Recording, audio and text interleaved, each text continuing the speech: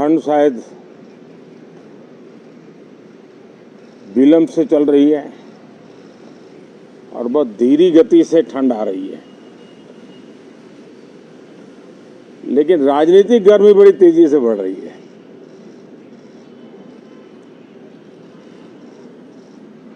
कल ही 4 राज्यों के चुनाव नतीजे आए हैं। बहुत ही उत्साहवर्धक परिणाम है। ये उनके लिए उत्साहवर्धक है जो देश के सामान्य मानवी के कल्याण के लिए कमिटेड है, जो देश के उज्जवल भविष्य के लिए समर्पित है,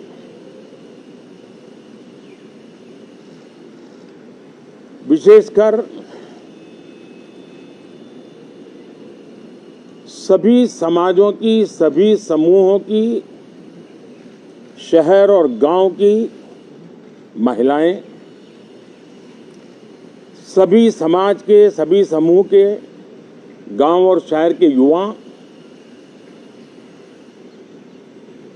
हर समुदाय के, समाज के किसान और मेरे देश के गरीब, ये 4 ऐसी महत्वपूर्ण जातियां हैं जिनका एम्पावरमेंट,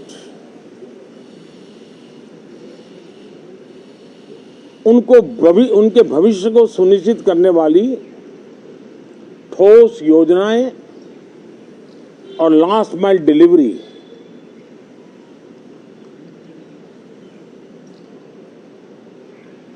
इन उसूलों को लेकर के जो चलते हैं उन्हें भरपूर समर्थन मिलता है। और जब गुड गवर्नेंस होता है, पूर्णतया जनहित के लिए समर्पण होता है, तो एंटी इनकम्बेंसी ये शब्द इरेलेवेंट हो जाता है। और हम लगातार ये देख रहे हैं, कोई इसको प्रो इनकम्बेंसी कहे, कोई इसे गुड गवर्नेंस कहे, कोई इसे ट्रांसपेरेंसी कहे, कोई उसे राष्ट्रहित की, जनहित की ठोस योजनाएं कहें, लेकिन ये लगातार अनुभव आ रहा है। और इतने उत्तम जनादेश के बाद आज हम संसद के इस नए मंदिर में मिल रहे हैं। इस संसद भवन के नए परिसर का उद्घाटन हुआ, तब तो एक छोटा सा सत्र था, ऐतिहासिक निर्णय हुआ था, लेकिन इस बार लंबे समय तक इस सदन में कार्य करने का अवसर मिलेगा। नया सदन है, छोटी मोटी अभी भी शायद व्यवस्थाओं में कुछ कमियां महसूस हो सकती हैं।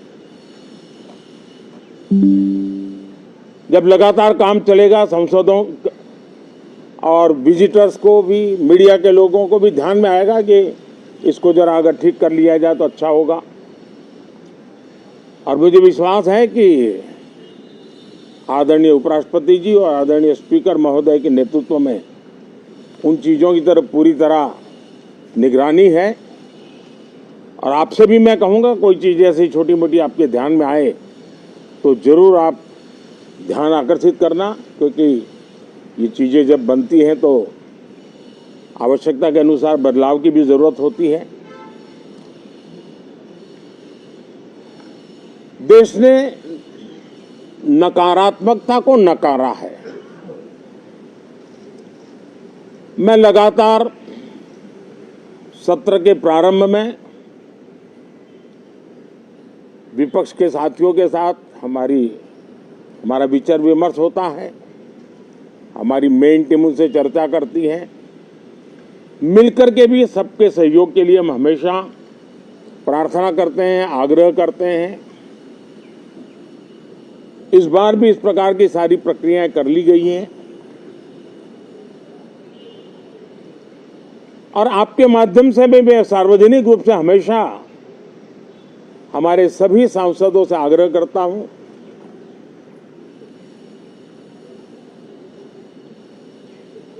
लोकतंत्र का ये मंदिर जन आकांक्षाओं के लिए,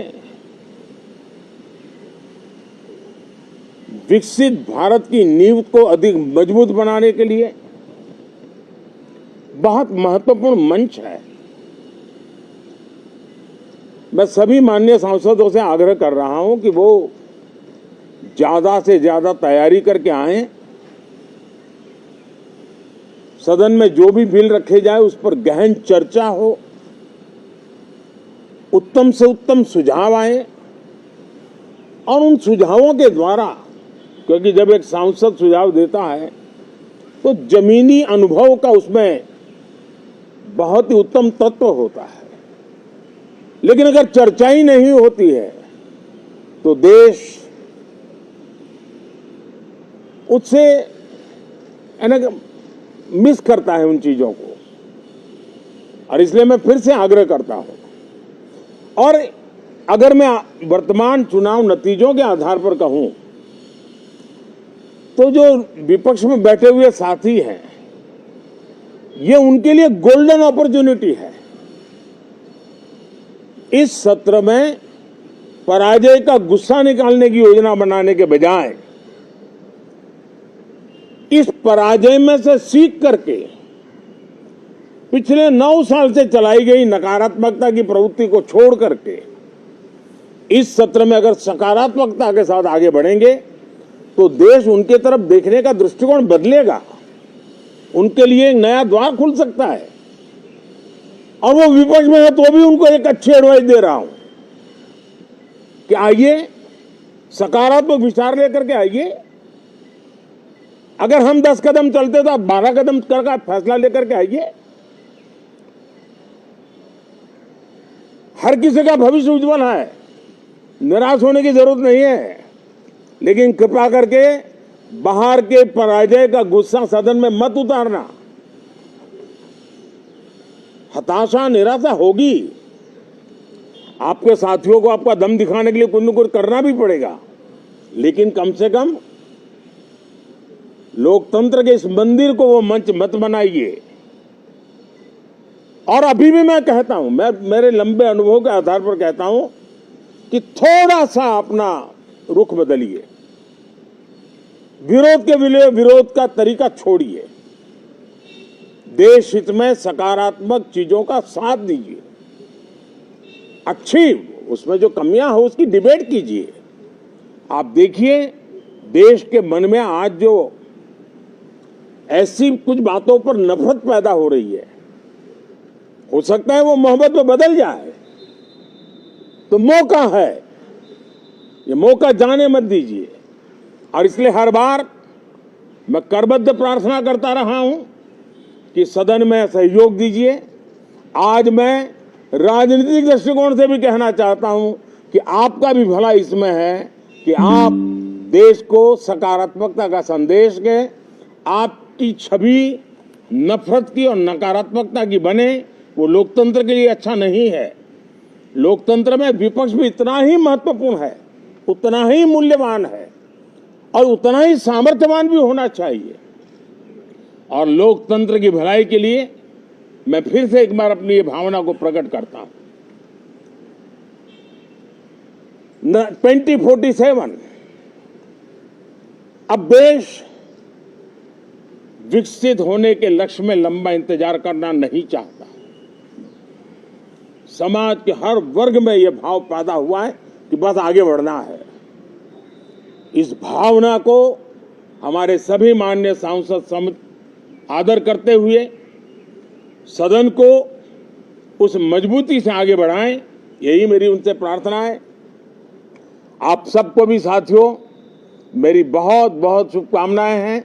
बहुत बहुत धन्यवाद।